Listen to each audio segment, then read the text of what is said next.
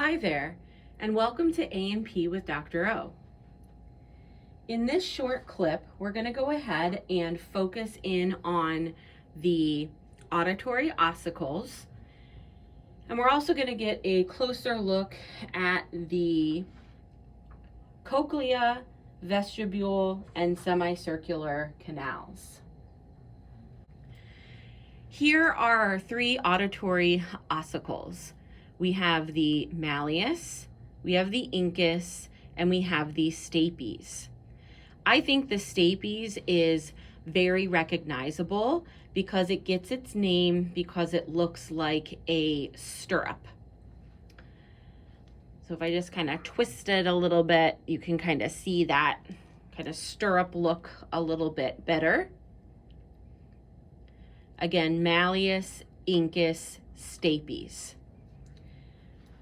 If you want to use kind of a little mnemonic device trick to remember these in order, I always tell my students you don't want to miss MIS, this question on the exam.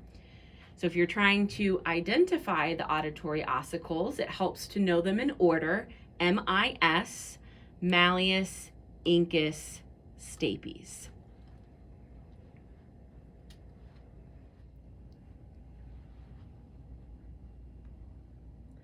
This model here gives us a larger view of the structures of the internal ear.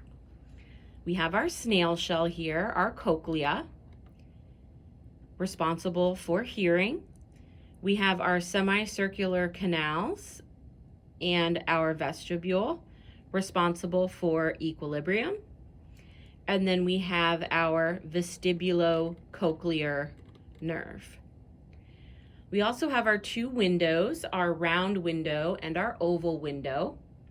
And we'll kind of talk about these and how they're involved in sound waves and the movement of sound waves. So we have to get the sound waves from the external and middle ear to the internal ear. Now the external and middle ear are air-filled. The internal ear is fluid-filled. So what happens is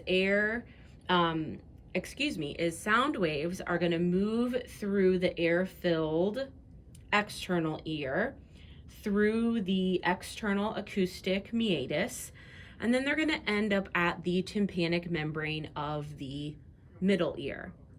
The tympanic membrane is going to move, which is going to displace the auditory ossicles. And then what's going to happen is the stapes is going to be sitting up against this oval window here.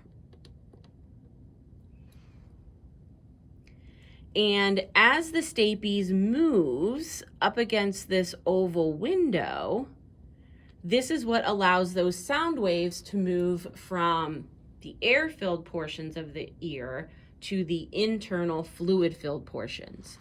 So those sound waves then move through the cochlea after the stapes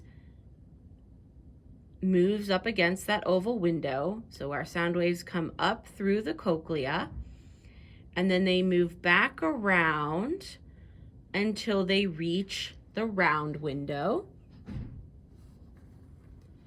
which is right here.